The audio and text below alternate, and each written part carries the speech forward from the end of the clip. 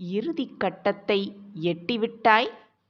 இனி உன் வாழ்க்கையில் நீ நினைத்தது எல்லாமே நடக்கும்.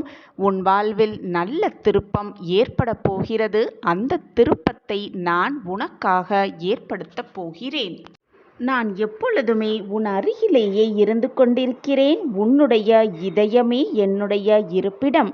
உன் மனம் எதை நினைக்கிறது? எதற்காக உன் மனம் ஏங்குகிறது?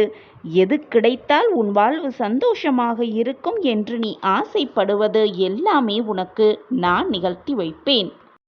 யார் என்னை முழுமையாக நம்புகிறார்களோ, என்மேல் அளவு கடந்த பாசத்தையும் அன்பையும் பொழிகிறார்களோ, அவர்கள் என்னை நிச்சயமாக காண்பார்கள்.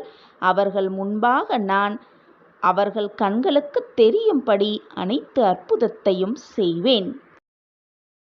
பல ஆறுகள் எல்லாம் சேர்ந்து கடலோடு ஒன்றாக கலப்பதைப் போல என்மேல் முழுமையாக நம்பிக்கையும் பக்தியும் வைத்திருப்பவர்கள் அனைவரும் ஒன்றாக சேர்ந்து என்னோடு கலந்து விடுகிறார்கள்.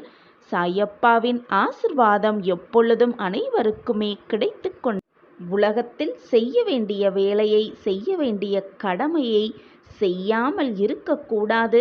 நமக்கு என்ன ஒதுக்கப்பட்டதோ, நமக்கு என்ன விதிக்கப்பட்டதோ அதை முழுவதுமாக செய்து கொண்டே இருக்கலாம்.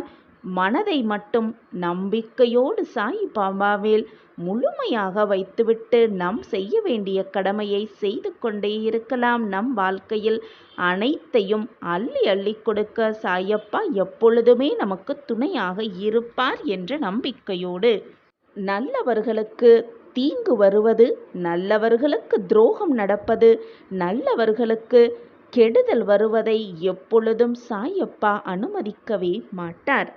உதவி என்று யார் நம்மை தேடி வந்தாலும் அவர்களுக்கு நம்மால் ஆன உதவியை செய்து கொண்டே இருக்கலாம். பாபாவின் சத்திய வாக்கும் இதுதான். உதவி என்றால் பணமாகவோ பொருளாகவோ தான் கொடுக்க வேண்டும் என்றில்லை. மற்றவர்களுக்கு ஆறுதலாக 4 வார்த்தை கூறினால் அவர்கள் மனம் சந்தோஷப்படும் சூழ்நிலையில் அவர்கள் இருந்தால் அவர்களுக்கு ஒரு 4 வார்த்தை ஆறுதல் வார்த்தைகள் சொன்னாலே போதும். அதுதான் இந்த உலகத்தில் மிக பெரிய உதவியாக கூட இருக்கும்.